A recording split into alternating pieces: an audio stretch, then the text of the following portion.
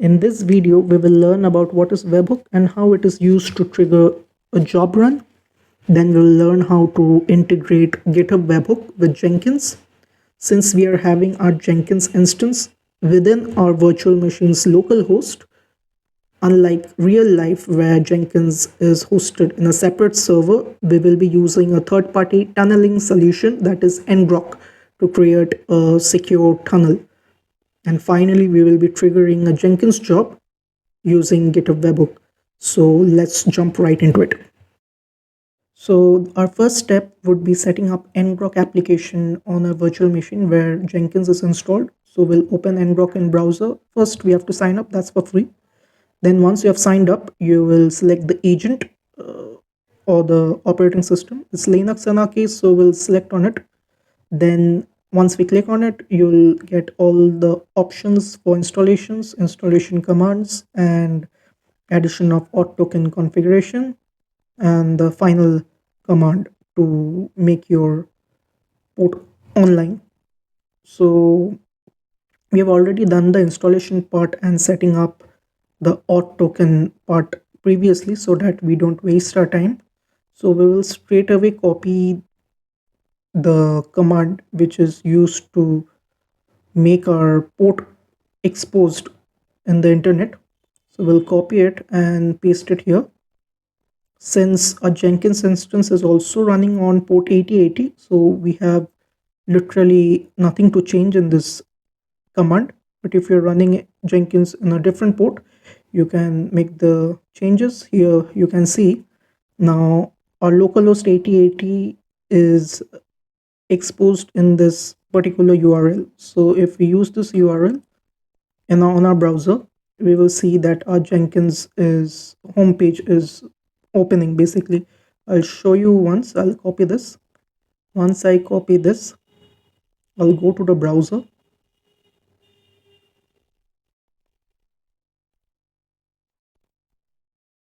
Here I will paste it and run. We will be able to see the Jenkins homepage.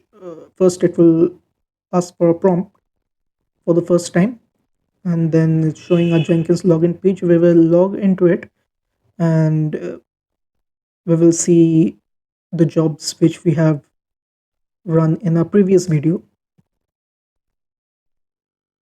As you can see, the build job, deploy job, which we have run in our previous video, is available here. So our first step is done. So what we will do is we'll jump into our GitHub report. So here in our repo, we will go back to our existing repo, hello world repo. And there we have to go to the settings to add webhook. We'll go to settings, and on the left hand side, you will be seeing an option called webhooks. So we'll click on webhook.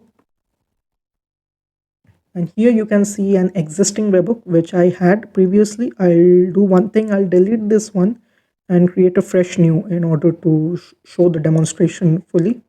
I'll delete this part. Yes, delete webhook. I have to confirm the deletion using my password. So I'll enter my password and confirm for deleting the existing webhook. Yep. Now we will be setting up webhook. We'll click add webhook. Yes.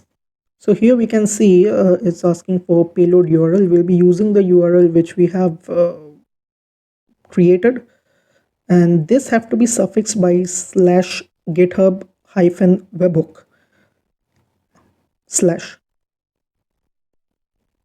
Yep. So whatever URL you have to append it with /github-webhook/. The content type would be application JSON. We'll keep SSL verification as it is. For events, would you like to trigger the webhook? It would be just the push event, although we have options for let me send out everything and select individual events. We'll show what are the options. So these are the options available, so you can select as per your requirement. But for the sake of this video, just showing the working of webhook, we will just keep it just the push event. So once we are done, we will add webhook. Click on it. Once done, we will see a record. Here it is. So it shows this hook has never been triggered. So we'll click on it. Once we go into it and select recent deliveries, you will see one delivery that is for the ping. It has been successfully done. It means that it has been able to ping to the Jenkins through this URL. So here's the request, the response code, and the payload available. So once it's done, a second part is done. So setting up webhook is done. So what we will do is we'll go back to our local host, basically our Jenkins setup. Once we go back, so one thing that we can also access a Jenkins through the URL which we have created, but for the sake of showing that we are making changes through our local host only, so we are doing this. So these are the two prerequisites or plugins which we need to install previously: GitHub and GitHub API plugin, without which you can't do the SCM webhook, GitHub webhook. So once we go to the dashboard and log into it,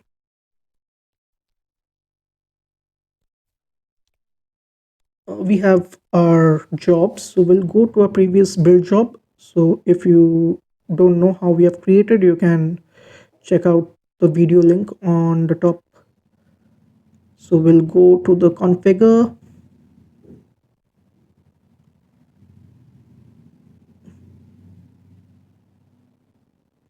So once it loads, you can see the remaining, all the stuffs will be untouched. Yeah, one thing is the inside the source code management repository URL have to be the same as the one for which you have set up the webhook. So once it's, and since it's not private, so we are not setting up the credentials, and the branch is also main, so no changes here. So in the trigger option, we will be selecting GitHub hook trigger for git scm pooling. So this option will not be available unless you are installing the plugins. So make sure you have the plugins installed, then only you'll be able to see this option. You'll see the extra infos that it checks the Git repository which is mentioned in the source code management, and the trigger part. So this is the only change which we are going to do, and then we'll just save it. So this part is also done. So the last part is we'll go back to our GitHub repo. So here you can see it is only 2 runs available, right? So we are not triggering any build. So we'll go straight to the repo. Here we will be making a commit, code commit, in order to trigger this build using this webhook. So we will go to the code. We'll go to the source code and change the, make a small minute change in the Java file. That is main Java example. Inside it we have the hello world.java. So inside it we'll edit this file. Here you can see we'll just remove the comma after the hello, just for the sake of the commit. We will just make this change, commit changes update hello world Java. We'll add an extended description or relative description, made a slight change for the purpose of demonstrating webhook trigger. So we will commit the change.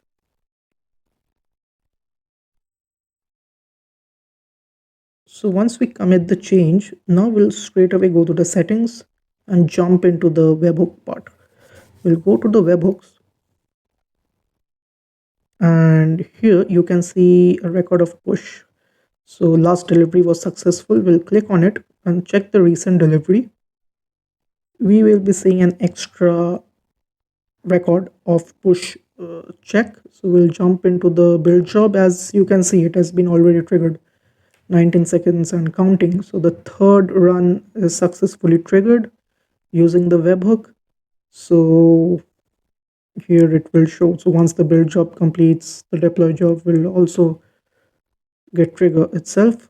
So I'll click on it, click on the build job, and here you can see there and the below you can see the latest commits which it has read since the last run.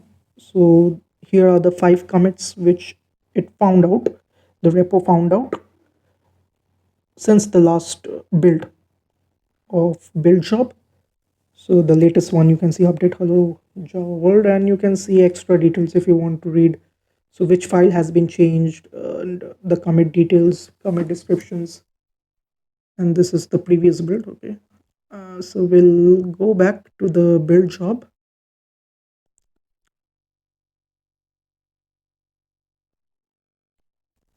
So you can see the deploy job is also done. So we haven't manually triggered this job, but it has automatically got triggered using Webhook in GitHub.